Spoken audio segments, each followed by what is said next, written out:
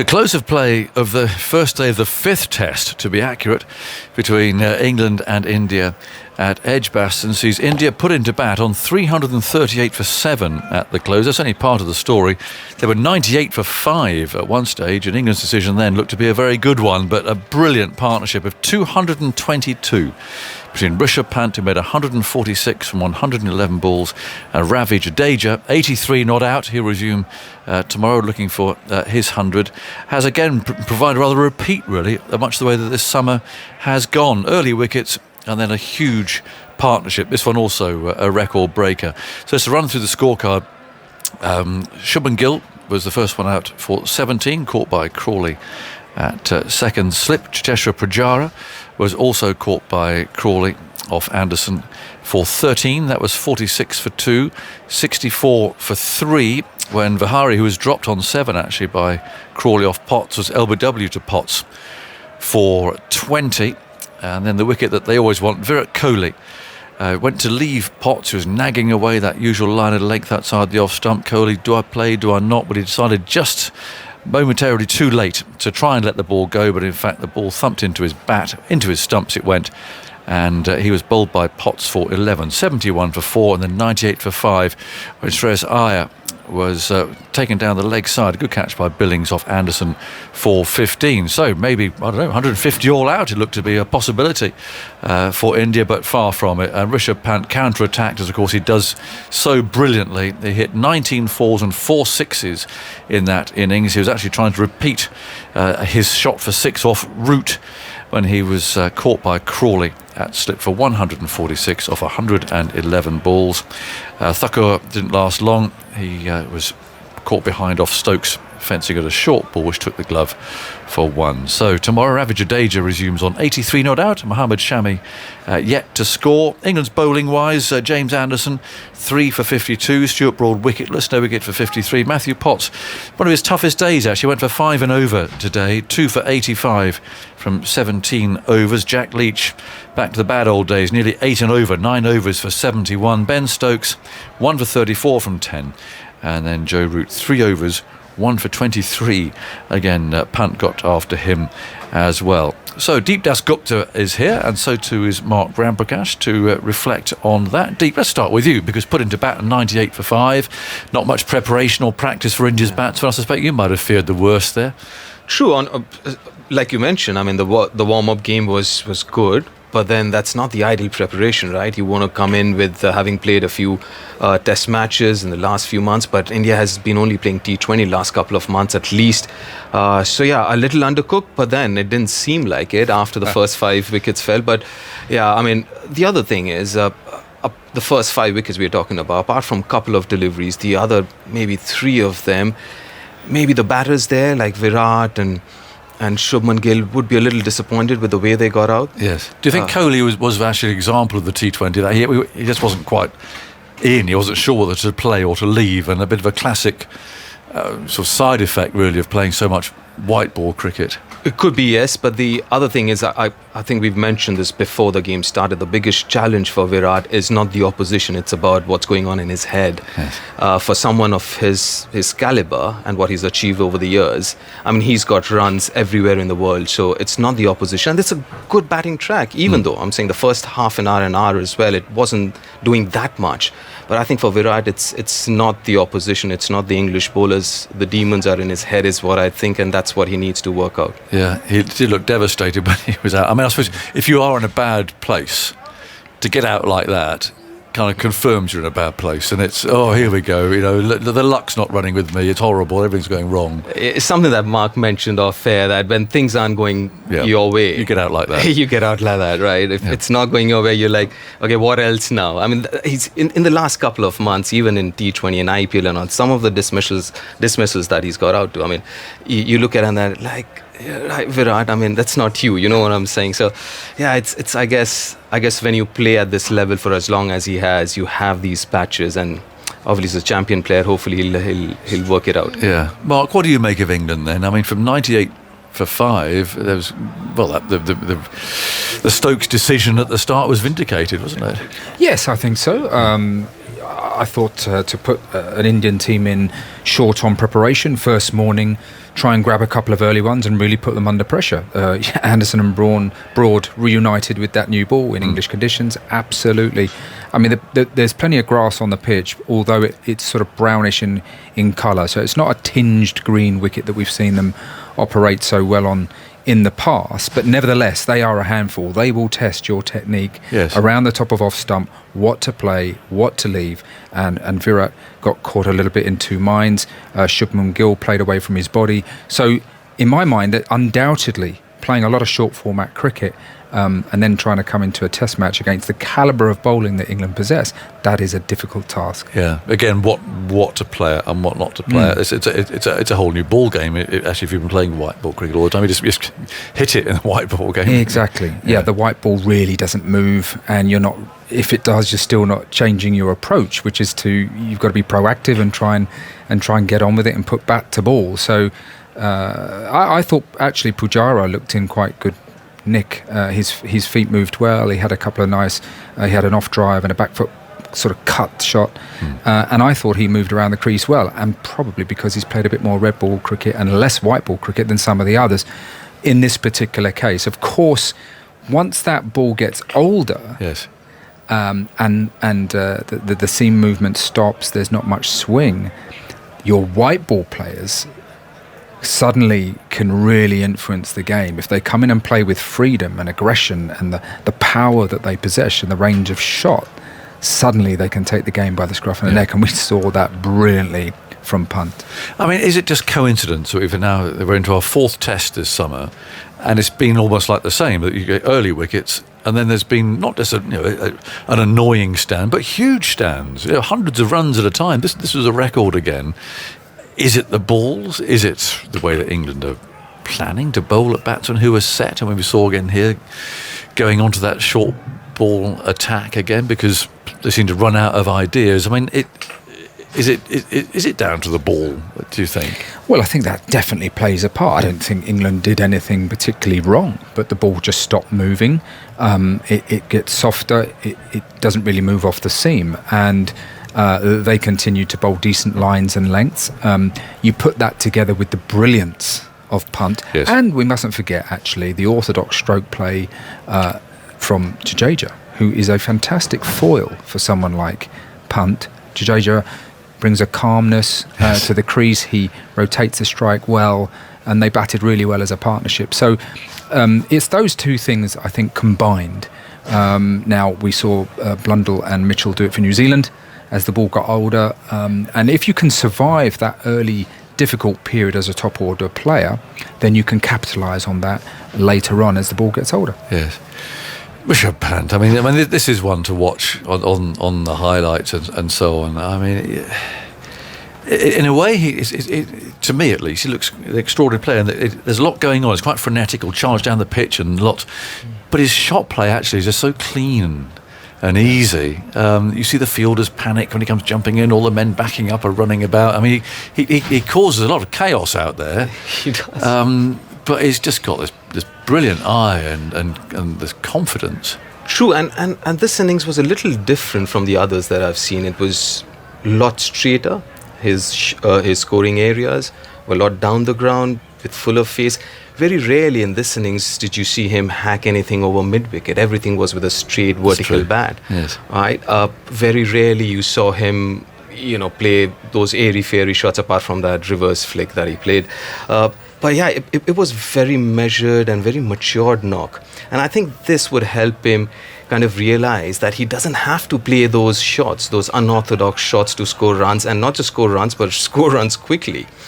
Because today, 111 balls, 143, that was a strike rate of 130. That's very, very rare, right, in Test match cricket. But then when he batted in that innings, it didn't seem like he was trying to force. Right? It just came actually naturally. Yes. So that's the thing. I think this innings, that's the reason I'm saying this is one of the best that I've seen him bat in terms of technique, in terms of shot selection.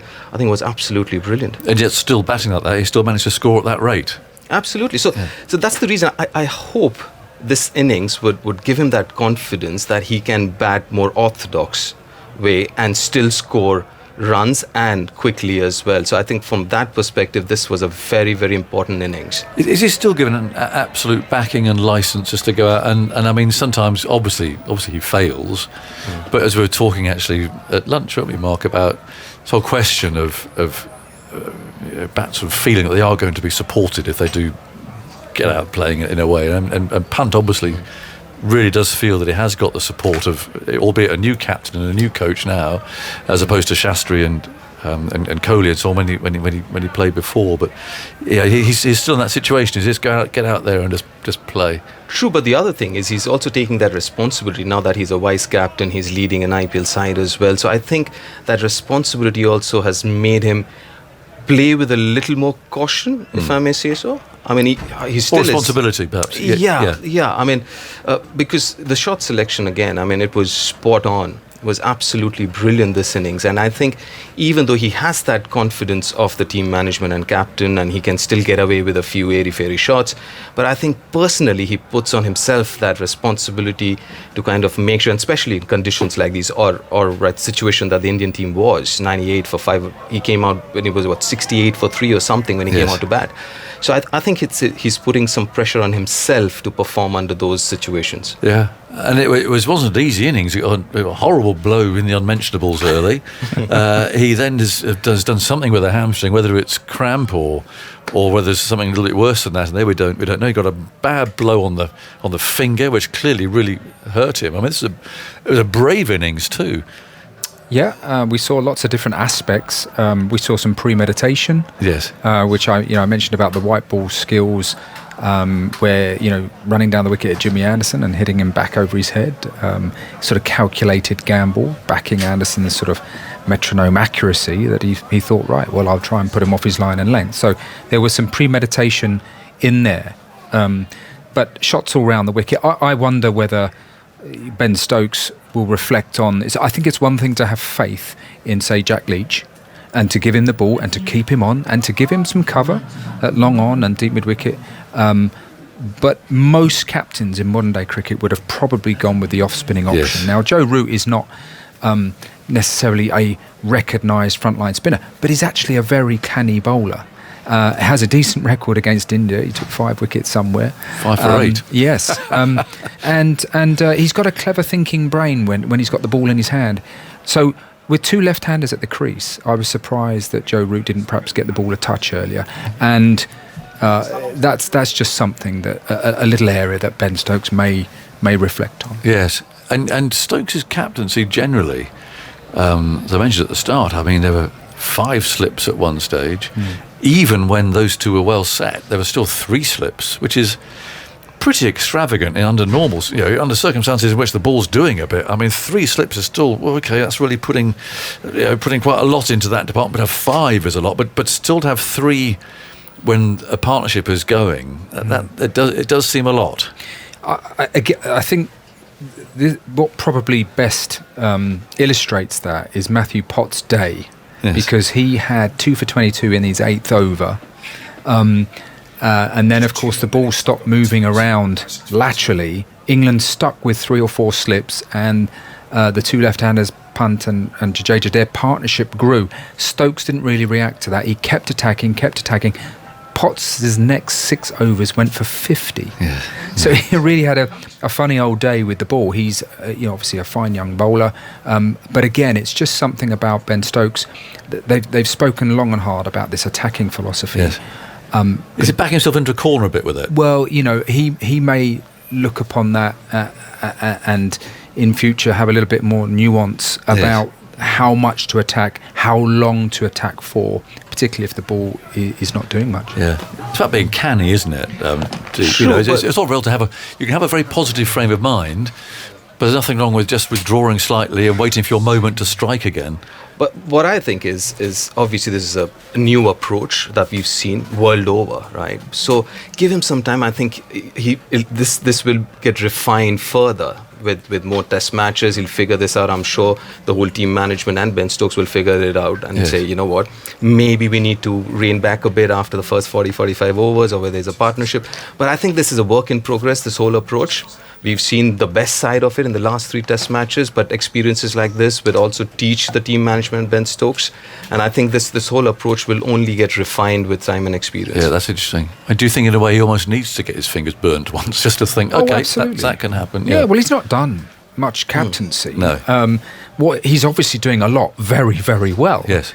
And so, he's human. I mean, all captains sometimes get things wrong. I mean, it's just part of the job. And I think what's important is that there is a reflection of the day, and that someone he can talk to and bounce ideas off, which I'm assuming would be Baz McCullum, and that they can talk about what worked. And if anything, they might do differently, and just learn from that. Well, tomorrow will be interesting, won't it? I mean, this attack is deeper than New Zealand's. To India's attack, bowling attack. It's a silly question, but presumably England is going to get out there and they're going to try and savage it, just as they did New Zealand. Yeah, they've been very vocal about their approach. Even the top order players have sort of been not given a license. I shouldn't say that. I mean, you still want to make good decisions to deliveries that you face, but we expect certainly the middle order to come out and continue where they left off at Headingley. Yeah, Jadeja 100 tomorrow. Yeah, hopefully so. Yes. Hopefully so. But good part about India is they've got another 7 overs to go tomorrow morning with this old ball. So that should help, which would be another 35-40 minutes. That should help them to kind of settle down a bit and then face the second new ball, I guess. Right, thanks to you two. That's Deep Das Gupta and Mark Ramprakash. We can get some reaction from the England camp now. The assistant coach, Paul Collingwood, has been speaking to Simon Mann. Well, Paul, how do you assess that day? Well, it was another entertaining day of Test cricket. I thought we saw some world-class bowling this morning, and we saw a counter-attack from Pant later in the day, and it was another day of exciting Test cricket. Pretty much what we've seen in the last three games against New Zealand. Would you mind Rishabh Pant in your team, the way you play? Well, look, he's certainly entertaining, and he doesn't take a backward step. He puts you under pressure. He uses his feet, and he's got a great eye. He's shown that in the past. Playing in India, and even out here with a ball that's moving slightly, he's got an array of shots that can score runs very quickly. We always looking to try to take wickets. We had pretty aggressive fields, so give him an opportunity to score quickly, but. I think it's been a pretty even day today, and anything around 350 up to 370, I think we can be pretty pleased. Was that the feeling at the start? Because you put the opposition in this summer. New Zealand got 500 at Trent Bridge, and you still won the game. Do you think you can get wickets early on, and then second innings get big runs? Well, I think the guys are pretty confident they can chase down no matter what in the fourth innings, and we have this feeling that we're not scared of the first innings total, which is what we did at Trent Bridge, and this looks a pretty good pitch. The outfield's pretty quick as well, which is good for scoring runs. So it's looking after first day, it's looking like it could be another good game. On paper, you look at India's attack and it looks stronger all round, stronger than New Zealand's attack. Are you going to play in exactly the same way, full throttle? Yeah. I don't think there's any doubt about that. That this is the style of cricket that we want to play. We feel as though there's a bigger picture in Test cricket that for it to survive, it needs to be entertaining. And certainly the way we played in the last 3 games, I thought we've grown in all three games. And you put opposition under pressure. At times you're going to have to soak up pressure. We realise that. We should have done that a little bit more today when Pant was going and try to get him off strike. But I'd rather be on the more aggressive side of the line than conservative side of the line, and that's certainly how Brendan McCullum wants us to play. Matthew Potts has had an excellent summer. He got Kane Williamson out 3 times today. He got Virat Kohli out. Presumably someone you know well from your Durham background. How do you assess his impact? Well, he's got something about him. It's as simple as that. He's not scared of the competition. He likes the pressure situations, and he's got good skills. He seems to rush onto the batsman a little bit quicker than what his speeds suggest. And he keeps running in, whether it's second, third, fourth spell. And he's a strong lad. He's very young in years, but he seems to have an older head and the shoulders. So it's he's had a good start to his career, and hopefully he can get a few runs as well, because he's not the worst batsman in the world. When did you first come across him? Well, he actually made his debut down in Kent. I was captain at the time, and even in the first game, I remember just saying, what do you like? A couple of slips and an extra cover, and he was like, no, I'll have 3 or 4 slips. And you could tell he was aggressive, very confident, and those were good early signs. But great to see what he's done over this past year. One thing that's been a feature of this summer's cricket is early wickets and then big partnerships. What's the reason for that? I mean, is it to do with the balls? Yeah, well, possibly. I think we can all tell once the ball gets 30, 40 overs old, it gets quite soft. It becomes a lot easier to bat on these wickets when the ball's like that. So the rhythm of the games have been pretty much the same so far against New Zealand. Obviously, Pant scored a lot quicker than the New Zealand batsman, but the way the fifth wicket partnership went today, it was pretty much the same. But as I said, I think it's been a pretty equal day. We can be pretty happy with it. If we bowl them out for under 360, 370, I think we can be pretty pleased with that. Great. Paul, thanks very much for your time. Cheers. That's Paul Collingwood speaking to Simon Mann, who's also been speaking to India's century maker Rishabh Pant. Well, Rishabh, have you ever played better than that? See, I was just trying to give my 100%. I haven't thought about it. That's up to you guys to decide that this is one of my best innings, I guess. How much did you enjoy it? Absolutely, I enjoyed it, especially playing in England. It's one of the places where you can actually feel that Test cricket is like, it's a big thing in England. So good to be scoring runs in England, actually. What was your feeling when you came out to bat? Because you were under a bit of pressure as a team. Obviously, we lost some wicket, but at the same time, I was not thinking about that too much. Focused on my game, at the same time playing one ball at a time, just looking for a partnership with my partner. That's the only thing I was looking, and actually it went well for us. When did you feel it was going to be your day? At what point? See, when I'm batting, I'm just clear with my head. I'm not thinking too much ahead. I'm just playing one ball at a time. If I feel like, after when I scored actually 50, I was feeling like that I'm going to make it bigger.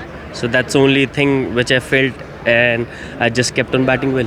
And you had Ravi Jadeja at the other end, and he supported you really well.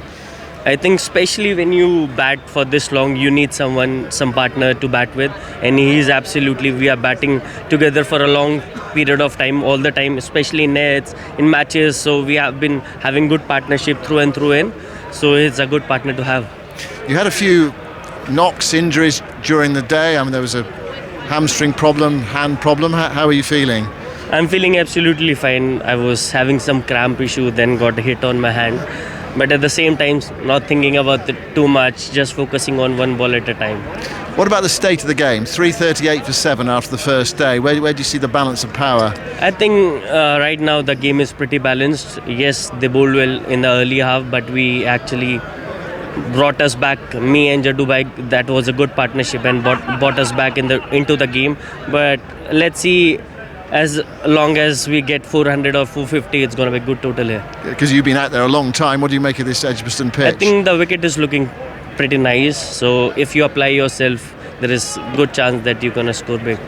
What's it like to entertain a full house here at Edgbaston? It's always a great feeling, especially playing in England. It's especially the atmosphere of Test cricket is amazing. So really enjoyed playing here. Great. Well, you entertained us today. Fantastic innings. Thanks very much indeed. Thank you, sir.